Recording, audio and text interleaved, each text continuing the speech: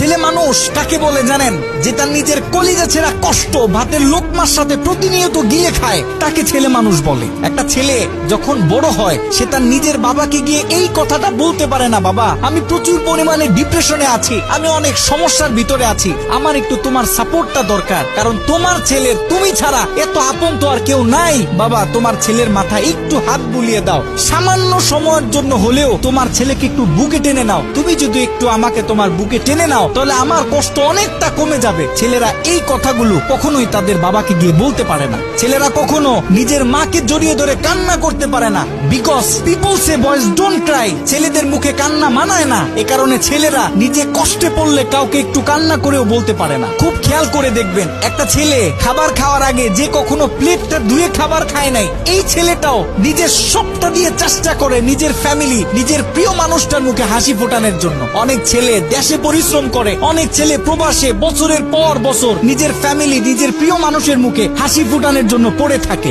দিন শেষে ছেলেদের মুখে হাসি ফোটানোর মতো কাউকে পাওয়া যায় না। আমি মনে করি boys are the best actor in the world. এই পৃথিবীতে ছেলেরা হচ্ছে সব থেকে বড় অভিনেতা, কারণ ছেলেরা নিজেদের বুকে হাজারো লক্ষ কষ্ট পুঁতে রেখেও মুখে হাসি নিয়ে চলে, কারণ সে জানে আজকে আমি যদি ভেঙে পড়ি তাহলে আমার পুরো ফ্যামিলিটা অস্তিত্বহীন হয়ে যাবে।